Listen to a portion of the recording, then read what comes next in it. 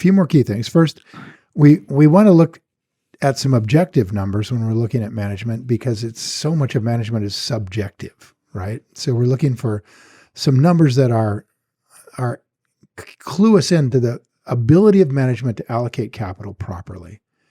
And debt is a real big red flag, and especially heading into recession and depression, debt kills. So you don't want debt in the company. We want return on invested capital to be high and staying up there, and return on equity to be high and staying up there. We mentioned 10 to 15% would be considered pretty good. And then, as you mentioned, low CapEx. And then now we want free cash flow on earnings. We want a business that's going to flow cash flow, because that is also more evidence of the ability of management team to allocate capital well, that they're getting good returns on what they're investing, and they have flexibility. If you don't have free cash flow coming off of your business, you're constantly on the edge of disaster. Right? Because even if you have earnings, that doesn't mean you're getting paid.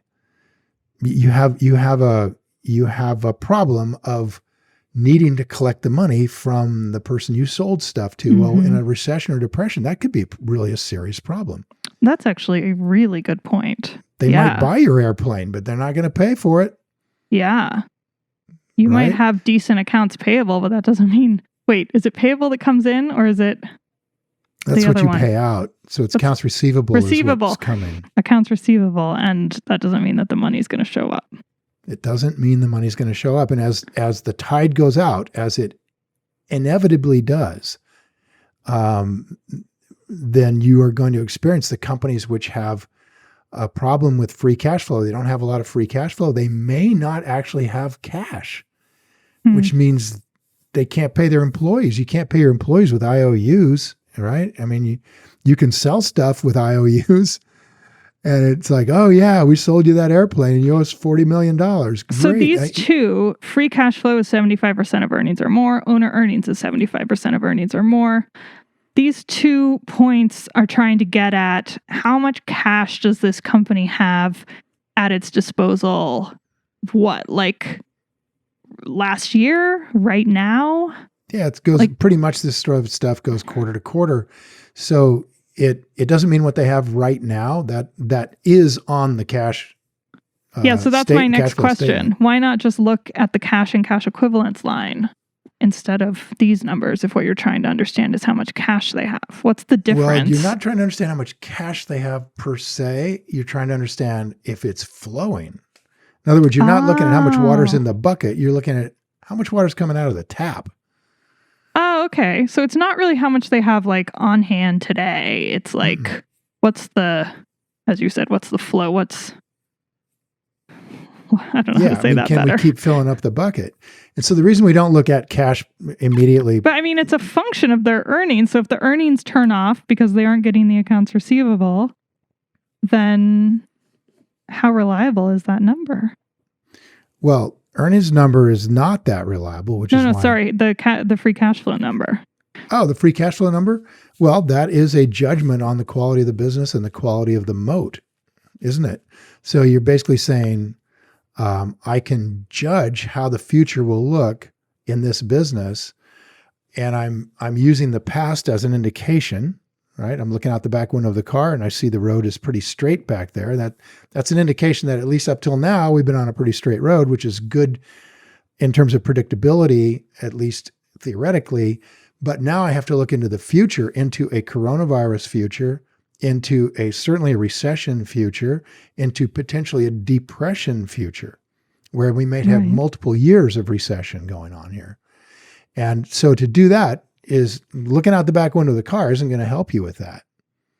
You need to look out the front window of the car. So your question is really, how do we know this free cash is going to keep coming if people stop paying their bills? Yeah, that's exactly right. Yeah, that's my question. Yeah. Yeah, exactly. So that is not a question that we can answer with an objective number, because these objective numbers are about the past. This particular checkpoint is not getting at that question. No. Got it. No, they're not getting at that question. This checkpoint is about how good of an allocator of capital is the management team. And in a way, how honest are they with the people who own the business?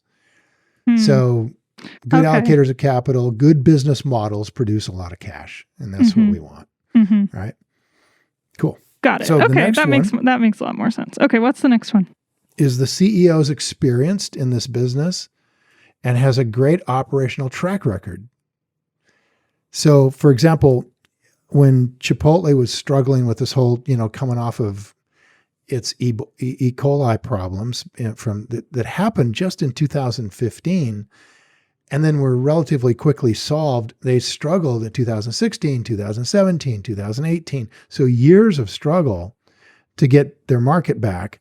And they let go of their CEO and brought in a new guy. And the new guy is experienced because he just did a huge, fabulous job at Taco Bell. So here's a guy coming to a much more sort of Whole Foods kind of an environment, away from just pure fast food, crap food thing that is over there. Forgive me if you love Taco Bell. I love Taco Bell. So do I. But I think they're so good. But I like Chipotle. I like Chipotle better. Chipotle's better. And they're bringing him over with a fabulous operational track record. So that was a real easy, big, thumbs up for Chipotle. Yeah. But the CEO's experience is important.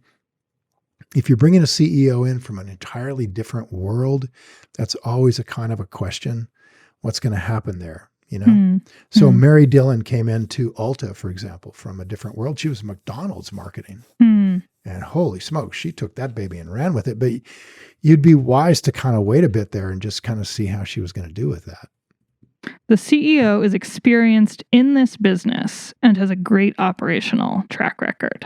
Yeah. So that would exclude anybody who's maybe a first-time CEO.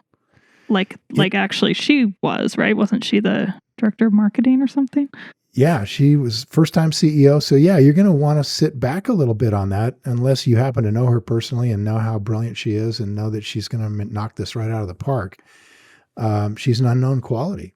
Fabulous marketing track record, but an unknown quality as a CEO in terms of her ability to allocate capital. And that is something that doesn't show up as the head of marketing. Right. It's what a CEO does. It says, okay, we're going to put the money into this. We're not going to put it into that. We're going to get debt. We're not going to get debt, right? We're going to buy this company. We're not going to buy it. So that's a big deal when you're bringing in a new CEO. So we really want to look at that carefully. That's a big red flag. It doesn't mean we don't want to buy the company, but it's a big red flag. So Taiwan Semiconductor, for example, is their founder CEO is on the edge of retirement, about to retire, and we're looking at the new CEO. And I mean, do you really want to stay with an investment like that if you've got somebody new coming in that's untried, or the founder is the guy that drove the whole thing? Do you really want to stay with Apple if Steve Jobs is leaving and Tim Cook is taking over? That's always a question mark, right? That was a huge question mark. And the stock often responds to that with a big negative price. Which can be an opportunity for an investor like us who's willing to sort of put a stake in the sand and say, okay, I think this person's going to do okay. But it's so hard to know if you should bet on a person. Apple was a really, really good example of this because Apple's moat is huge. And the idea of moat is fundamentally that you may have an idiot running the company at some point, but the moat is big enough that it can overcome that. That person's going to go away. The company will still be there. You guys, if you enjoyed this video and you feel it was valuable in teaching you more about how to invest, hit the like button and please share the video with your friends. And if you want more investing content, subscribe to my channel. And don't forget to click the button on the screen. We got a free gift for you. Thanks again for watching.